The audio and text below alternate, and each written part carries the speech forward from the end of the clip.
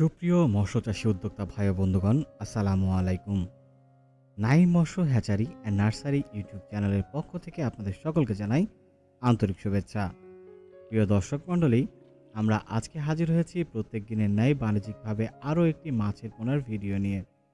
প্রিয় দর্শক, আজকে আমি আপনার সাথে কথা বলবো দেশি ট্যাংরা মাছ চাষ পদ্ধতি নিয়ে।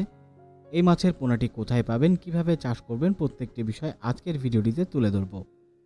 সুপ্রিয় দর্শক মণ্ডলী, আমরা অনেকেই হয়তো এই মাছটি সম্পর্কে জানি আবার জানি না। দেখুন, বাংলাদেশের খাদ্য নিরাপত্তা, দারিদ্র্য বিমোচন ও আর্থসামাজিক উন্নয়নে মৎস্য খাতের গুরুত্ব কিন্তু অপরিসীম। তাই প্রিয় দর্শক, মাছ চাষ করে আপনি চাইলে আপনার ভাগ্য পরিবর্তন করতে পারেন। এই মাছটির কিছু বৈশিষ্ট্য রয়েছে, অর্থাৎ দেশি ট্যাংরা মাছের কিছু বৈশিষ্ট্য রয়েছে।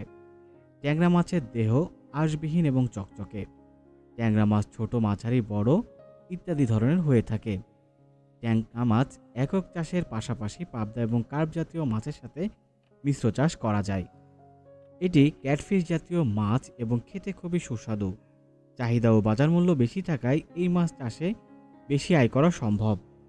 এই মাছের পোনাটি দিচ্ছি আমরা। স্ক্রিনে যে নাম্বারটি দেখতে পাচ্ছেন, এই নম্বরে যোগাযোগ করে আমাদের কাছ থেকে আপনি এই মাছের পোনাটি সংগ্রহ করতে পারেন।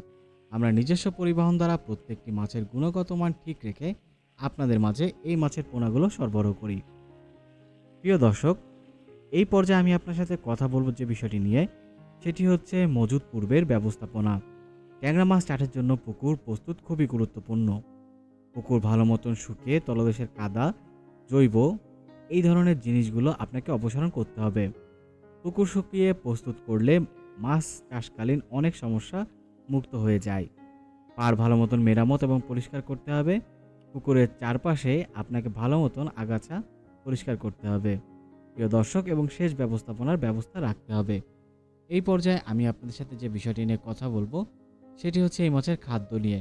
প্রিয় দর্শক মণ্ডলী, পোনা মজুদের পরদিন থেকে মাছের মোট ওজনের শতকরা 30% থেকে শুরু করে মাছ বৃদ্ধির সাথে সাথে কমিয়ে শতকরা 3% হারের সম্পূরক খাদ্য আপনাকে কমাতে হবে।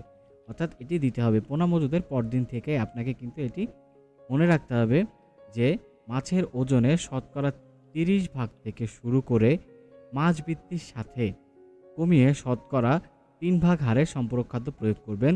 ভাসমান খাবার দিয়ে এই মাছ চাষ করলে দ্রুত ভালো ফলন পাওয়া যায়। রুই জাতীয় মাছের জন্য আপনারা কিন্তু যে ধরনের খাবার প্রয়োগ করেন সেই ধরনের খাবার আপনারা চাইলে প্রয়োগ করতে পারেন। তাই প্রিয় দর্শক মণ্ডলী, আশা করি আপনারা বুঝতে পেরেছেন। যেহেতু এই মাছটির চাহিদা রয়েছে, তাই আপনি নির্দ্বিধায় এই দেশি ট্যাংরা মাছের পোনাটি চাষ করতে পারেন এবং আমাদের স্ক্রিনে দেওয়া নম্বরে যোগাযোগ করতে পারেন।